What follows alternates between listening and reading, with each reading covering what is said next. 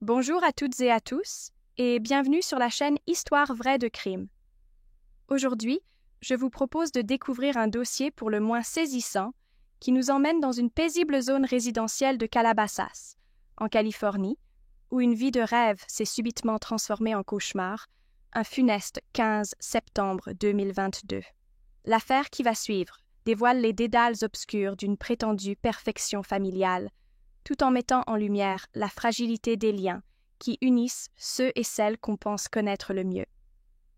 Avant de plonger dans les détails, je vous demande de me soutenir en laissant un j'aime à cette vidéo et en vous abonnant à la chaîne.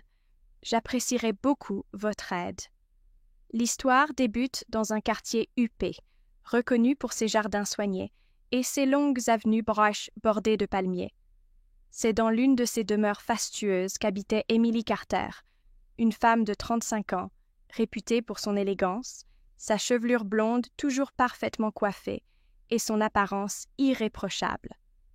Dans ce coin privilégié, on pouvait régulièrement la croiser au volant de sa voiture haut de gamme ou encore en train de poster des clichés ensoleillés de son quotidien sur les réseaux sociaux. On aurait juré qu'elle incarnait l'image même du bonheur. Un mariage avec un chirurgien esthétique renommé, Daniel Carter, un intérieur somptueux à la décoration raffinée et un mode de vie confortable qui suscitait tantôt l'admiration, tantôt l'envie de ses voisins. Emily Carter aimait par-dessus tout mettre en avant la réussite de son couple, multipliant les instants en photo où l'on voyait Daniel, grand brun aux yeux bleus, sourire à ses côtés. Il était connu dans la ville pour exercer dans une clinique privée très en vogue, prisée par une clientèle fortunée. Les proches d'Emily remarquaient néanmoins, depuis quelques mois, un léger changement dans le comportement de la jeune femme. Derrière les clichés lumineux, quelque chose semblait la préoccuper. Mais personne, ni sa famille, ni ses amis, ne pouvait à ce moment-là soupçonner à quel point ces tourments étaient réels.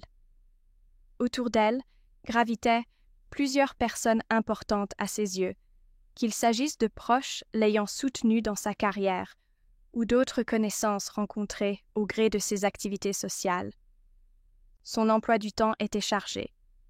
Entre ses séances de yoga, ses rendez-vous réguliers dans un salon de coiffure très chic et les soirées de gala où elle accompagnait souvent son mari, Emily représentait pour beaucoup l'incarnation même de la femme moderne, capable de jongler avec brio entre vie mondaine et vie de famille. Sur les photos qu'elle publiait en ligne, on la voyait afficher un sourire radieux, tandis que ses abonnés la félicitaient pour cette harmonie apparente.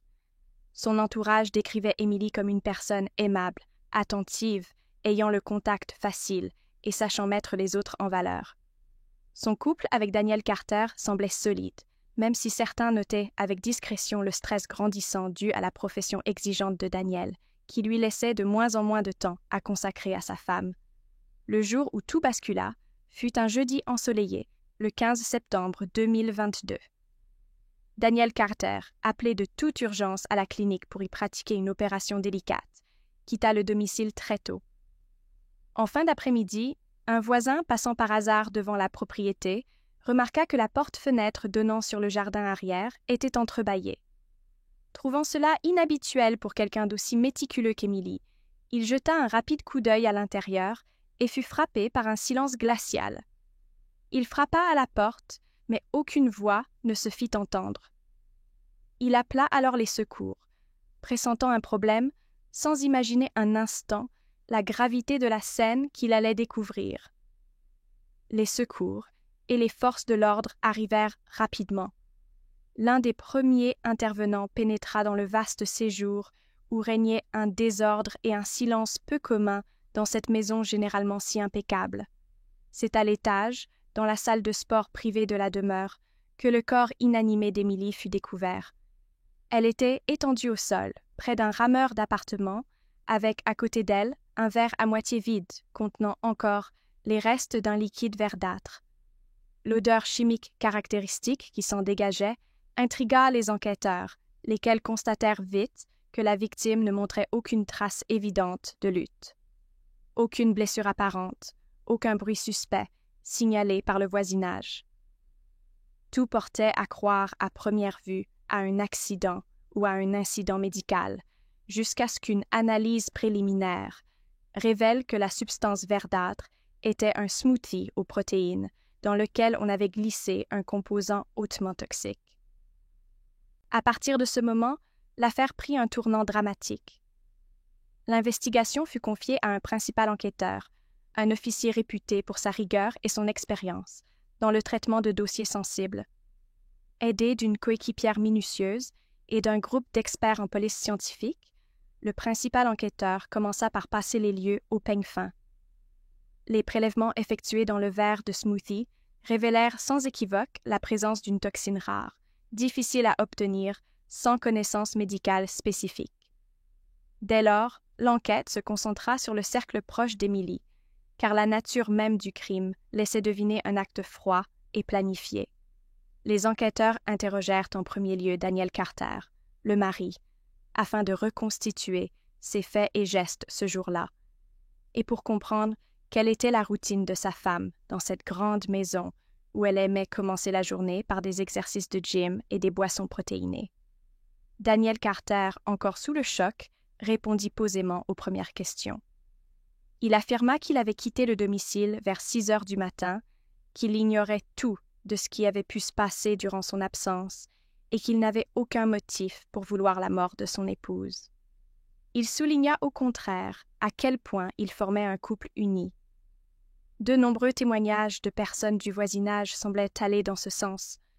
Le couple Carter n'était pas connu pour s'adonner à des disputes violentes, du moins en public, et projetait l'image d'une relative sérénité, malgré les longues heures de travail de Daniel. Les enquêteurs, néanmoins, n'omettaient pas la possibilité d'un crime commis par quelqu'un d'autre, possédant un accès discret à la maison, ou connaissant l'emploi du temps précis d'Emily. Les soupçons se portèrent rapidement sur la meilleure amie de la victime, Jessica Owens, qui avait emménagé dans une propriété avoisinante quelques mois plus tôt. Avant de s'installer dans le secteur, Jessica venait de traverser un divorce douloureux, et elle avait trouvé en Emily un soutien formidable. On les voyait souvent ensemble, elles participaient à des séances de sport matinales, partaient faire du shopping ou déjeunaient dans des restaurants chics de la ville. Jessica semblait très présente dans la vie d'Emily, même au point de susciter des commentaires selon lesquels elle occupait une place un peu trop importante dans le foyer Carter. Grâce aux déclarations de plusieurs connaissances, il apparut que Jessica était régulièrement invitée à passer la nuit dans la chambre d'amis de la demeure d'Emily et Daniel, surtout lorsque ce dernier était en déplacement professionnel. On l'apercevait entrer et sortir à toute heure. Officiellement, elle faisait cela pour soutenir moralement Emily, qui se plaignait parfois de la solitude que son mari, toujours surchargé de travail, lui infligeait sans le vouloir. Pourtant, des rumeurs couraient. On chuchotait que les deux femmes, si proches en apparence, n'entretenaient peut-être pas un lien fondé uniquement sur l'affection et la bienveillance. En interrogeant quelques habitués d'un club de sport qu'Emily fréquentait, les enquêteurs apprirent que Jessica avait un caractère plus complexe qu'elle ne le laissait transparaître. Sous ses airs de femme sportive et sociable, elle pouvait se montrer méfiante, voire secrète, dès que l'on abordait des pans de sa vie privée. Au fil de ces recoupements, le principal enquêteur devint persuadé que Jessica Owens détenait des informations capitales sur les derniers moments de la vie d'Emily. Le tournant décisif de l'affaire se produisit lorsque l'équipe de police scientifique fit parler le téléphone portable de la victime. Les enquêteurs se plongèrent dans son historique d'appels et de messages, examinant de près les communications pour dénicher la moindre anomalie. C'est ainsi qu'ils mirent en évidence un ensemble troublant de messages reçus depuis un numéro inconnu. Les textos, découverts quelques jours avant la mort, détaillaient les allées et venues précises d'Emily, ses heures de réveil, ses parcours de jogging, ses rendez-vous médicaux et même les discussions qu'elle avait eues en privé chez elle. Les premiers soupçons se tournèrent vers un éventuel harceleur ou une personne obsédée par la vie d'Emily, mais on constata rapidement que ces renseignements provenaient d'un individu très proche, au courant de choses qu'un simple inconnu n'aurait pas pu connaître. Au début, on pensait que Jessica pouvait être la mystérieuse expéditrice de ces messages, étant donné la proximité qu'elle entretenait avec Emily. Les enquêteurs, après avoir interrogé Jessica et confisqué son téléphone, se rendirent compte que l'analyse ne pointait pas vers elle. L'étau se resserra alors subitement sur Daniel Carter, le mari, quand on découvrit l'existence d'un téléphone secondaire, acheté sous un faux nom et relié à un abonnement mensuel récent. Confronté à cette preuve, Daniel nia d'abord en bloc, prétextant une méprise ou un vol d'identité, mais le croisement des données cellulaires ne laissait aucune place au doute. Le compte avait été créé à son insu, affirmait-il, mais toutes les pièces prouvaient le contraire. Malgré ce rebondissement, l'opinion générale, basée sur la trajectoire sans faille de Daniel Carter, ne parvenait pas à imaginer que cet homme à la carrière irréprochable puisse tremper dans un assassinat aussi sournois. Son expertise médicale le plaçait cependant en bonne position pour connaître les effets de certaines toxines et pour les manipuler. Il restait néanmoins une grande inconnue. Pourquoi commettre un tel acte, alors que le couple paraissait prospère et que rien ne laissait supposer une discorde irréparable? Les soupçons se reportèrent ensuite sur Jessica, non pas tant pour l'empoisonnement direct que pour son rôle potentiel de complice ou d'instigatrice. Certes, Daniel pouvait avoir commandité le meurtre, mais n'était-ce pas Jessica, la confidente d'Emily, qui manipulait les émotions de la victime depuis des mois? Les enquêteurs interrogèrent alors la famille éloignée d'Emily pour tenter de comprendre la nature profonde de la relation entre les deux amis. C'est au cours de cet élargissement de l'enquête que ressortit un secret de famille retentissant. Jessica n'était pas seulement une amie d'Emily, elle était en réalité sa sœur biologique. Peu de gens, voire personne dans l'entourage d'Emily, n'était au courant de ce détail.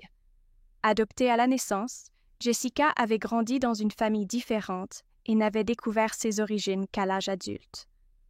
Selon les souvenirs de certains proches, Emily n'aurait appris cette révélation que très récemment, à la faveur de recherches généalogiques. Au fil de la reconstitution des faits, il apparut de plus en plus probable que Jessica entretenait une rancune nourrie envers Emily, qu'elle considérait comme la fille légitime ayant eu la vie aisée à laquelle elle n'avait jamais eu droit.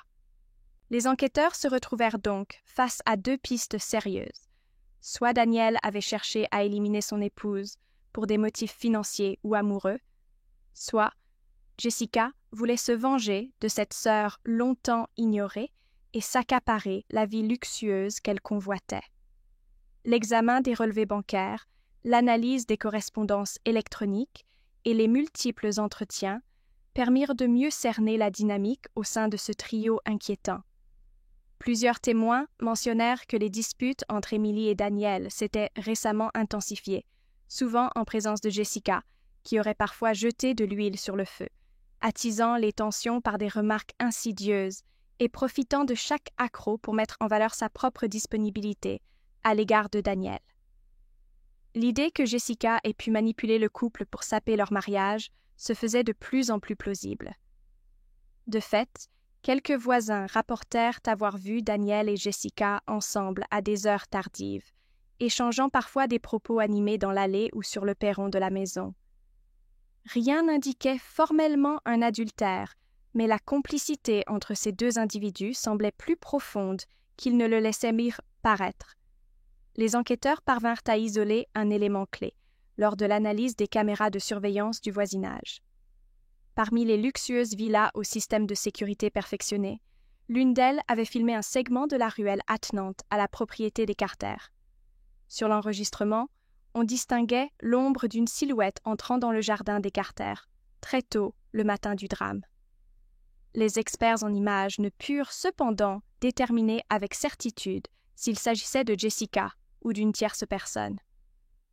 L'investigation buta sur ce point, alors même que les médias locaux commençaient à se passionner pour cette affaire.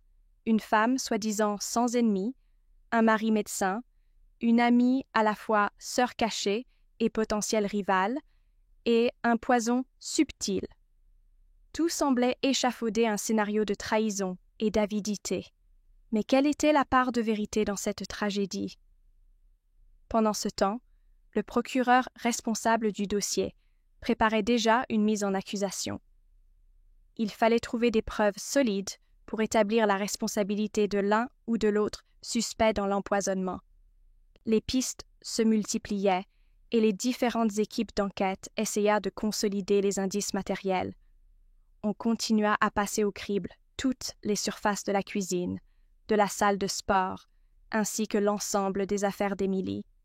Pour l'opinion publique, Jessica incarnait la figure parfaite de la suspecte, celle qui voyait en Emily l'élu ayant tout reçu à sa place et qui, rongée par un profond sentiment d'injustice, avait mis au point un stratagème pour lui voler progressivement son existence. Certains journaux locaux parlèrent déjà d'un crime motivé par la jalousie et la quête de reconnaissance. Les relevés téléphoniques, associés aux entretiens menés auprès d'amis communs, laissaient toutefois entrevoir une relation malsaine entre Daniel et Jessica, renforçant l'idée qu'ils pouvaient avoir agi de concert. Les doutes sorniches sur Daniel se faisaient néanmoins plus pressants. Comment expliquer ce téléphone secret qu'il s'était procuré et grâce auquel il envoyait à Emily des menaces voilées? Ces fameux messages étaient-ils un moyen de la déstabiliser ou une tentative de préparation psychologique pour l'amener à un état de détresse, afin que le crime paraisse presque naturel? Le choc fut immense lorsque la police dévoila au procureur un nouveau document. Une vidéo provenant d'une autre caméra, installée de l'autre côté de la clôture chez un voisin soucieux de sécurité, qui avait revu ces enregistrements de manière plus approfondie. Sur cette vidéo nocturne, on percevait assez clairement Daniel Carter entrant dans la cuisine de la maison, vêtu de vêtements de sport sombre, puis vérifiant qu'il était seul. Si le visage n'était pas parfaitement visible, la stature, la démarche et certains détails correspondaient parfaitement à Daniel. Dans cette séquence, il préparait apparemment quelque chose dans un gobelet, puis disparaissait dans la salle de sport. Les techniciens de la police purent améliorer la qualité de l'enregistrement, à tel point que la défense de Daniel, lors du procès futur, ne pourrait guère contester l'identité de l'homme présent sur la bande. Cette preuve vidéo renversa la présomption d'innocence dont Daniel avait jusque-là bénéficié aux yeux de la plupart. C'était lui, le mari, qui avait manipulé ce fameux smoothie. Dès que les charges s'alourdirent contre Daniel Carter, Jessica Owens, qui avait été interrogée à maintes reprises, se retrouva elle aussi mise en examen. La justice la soupçonnait d'avoir eu connaissance des intentions de Daniel ou d'avoir entretenu la situation favorable à un passage à l'acte en empêchant Emily de se méfier. D'après des extraits d'échanges électroniques, Jessica savait que Daniel éprouvait depuis longtemps un certain mépris pour la vie hyper médiatisée de sa femme. Apparemment, il trouvait insupportables ces mises en scène permanentes, ainsi que la pression des apparences qu'Emily lui imposait dans ses publications. Daniel craignait aussi qu'en cas de divorce, la moitié de son patrimoine ne soit perdue. À mesure que les enquêteurs accumulaient des preuves, la version d'un assassinat orchestré par Daniel, avec la complicité tacite de Jessica, se précisa. Elle aurait fermé les yeux, convaincue d'obtenir par la suite, et sans scrupule, une partie de la fortune et du statut social qu'elle convoitait tant. Les derniers soupçons se confirmèrent lorsque l'équipe de police scientifique, procédant à l'examen des communications privées de Jessica, dénicha des échanges entre elle et Daniel, où il était question de ne plus supporter les contraintes d'Emily, de faire ce qu'il fallait pour être enfin libre et de profiter ensemble de tout ce qui leur revenait de droit. Bien que les messages n'évoquassent jamais explicitement la mort d'Emily, leur nature ambiguë suffisait à établir la complicité morale de Jessica. Le procès de Daniel Carter et Jessica Owens débuta dans une ambiance électrique. Le procureur présenta l'affaire de manière implacable, décrivant Emily comme une victime sacrifiée sur l'autel de la cupidité et de la rancune. Les jurés furent exposés à des détails parfois saisissants sur l'existence soi-disant parfaite des Carter, mise à mal par les ambitions et l'hypocrisie du couple meurtrier. Les avocats de la défense tentèrent de semer le doute en exposant des éléments de personnalité d'Emily. Selon eux, elle n'était pas la femme exemplaire décrite partout, mais une personne autoritaire, difficile, aimant manipuler son entourage. ils cherchèrent à minimiser la portée de la vidéo en arguant qu'on ne distinguait pas parfaitement Daniel. Le procureur contre-attaqua efficacement en s'appuyant sur l'expertise des analystes d'images et sur le constat que Daniel disposait d'un accès privilégié à toutes sortes de substances dangereuses en raison de sa profession. Les témoignages successifs de nombreux spécialistes forensiques mirent définitivement en lumière que la toxine retrouvée dans le smoothie avait été dissoute de façon à ce que la boisson masque toute saveur suspecte. Pour l'accusation, il ne faisait aucun doute que Daniel, avec la complicité silencieuse de Jessica, avait planifié la mort d'Emily, souhaitant ainsi se soustraire à un mariage qu'il ne supportait plus, et jouir sans partage de la richesse accumulée. Quand vint le moment du verdict, le tribunal était comble et l'émotion palpable. Les membres du jury, après plusieurs jours de délibération, reconnurent Daniel Carter coupable de meurtre avec préméditation. Le juge le condamna à la prison à perpétuité en soulignant la cruauté et l'absence totale de remords dont il avait fait preuve. Quant à Jessica Owens, elle fut déclarée coupable de complicité et écopa d'une peine de 15 ans de réclusion. Si elle n'avait pas administré elle-même le poison, sa volonté de tirer profit de la situation, de provoquer l'éclatement du mariage d'Emily et son silence coupable aux côtés de Daniel la désignait comme une actrice clé de cette tragédie. Ainsi, la sœur biologique d'Emily, après avoir nourri pendant tant d'années un sentiment d'injustice et d'envie, voyait son rêve de s'approprier une vie de luxe et de reconnaissance s'achever derrière les barreaux. Cette révélation sur la parenté secrète d'Emily et de Jessica bouleversa durablement l'entourage de la victime, laissant un amer constat: la famille de Carter, qui se voulait un modèle de réussite et de stabilité, se trouvait irrémédiablement détruite par la conjuration de son propre patriarche et la complicité de cette sœur cachée, assoiffée de vengeance. Au lendemain du procès, le quartier de Calabasas reprit doucement son cours, même si l'ombre du crime planait encore sur les rues impeccables et les villas cossues. Certains voisins eurent du mal à accepter qu'un homme en apparence aussi charmeur et professionnel que Daniel ait pu commettre un acte aussi ignoble. D'autres, plus pragmatiques, déploraient que la recherche du paraître et de la gloire sur les réseaux sociaux puisse masquer de si profondes fractures familiales. Les intimes d'Emily, quant à eux, furent dévastés par la violence de cette disparition.